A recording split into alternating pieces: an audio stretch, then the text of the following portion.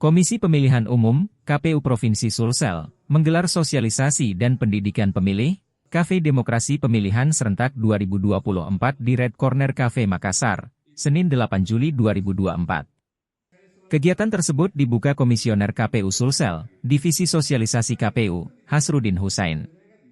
Juga dihadiri Komisioner Marzuki Kadir, Romi Harminto, serta sejumlah perwakilan media cetak, online, dan elektronik.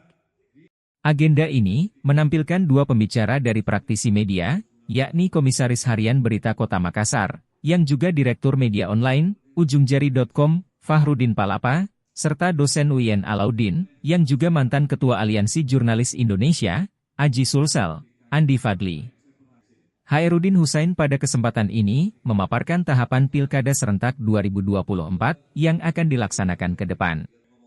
Ia mengulas, saat ini, tahapan Pilkada Serentak sudah memasuki tahapan coklit yang mulai berlangsung 24 Juni hingga 24 Juli 2024.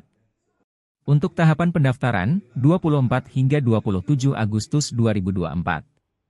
Sementara, penetapan calon 24 September 2024. Adapun tahap pemilihan akan dilaksanakan 27 November mendatang.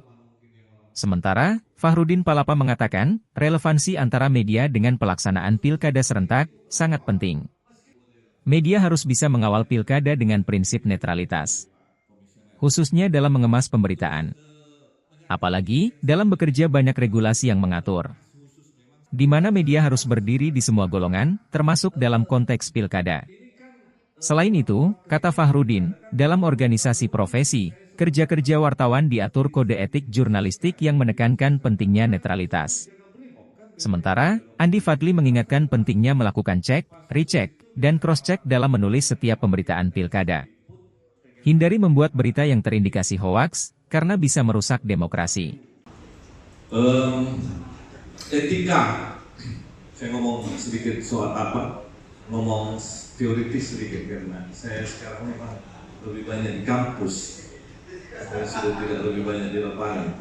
Keluar itu etika pemberitaan, etika komunikasi sejak tahun 2019, 2022, 2023, itu etika berkaitan dengan etika semua. Jadi saya memulai hal selalu itu pada fondasi.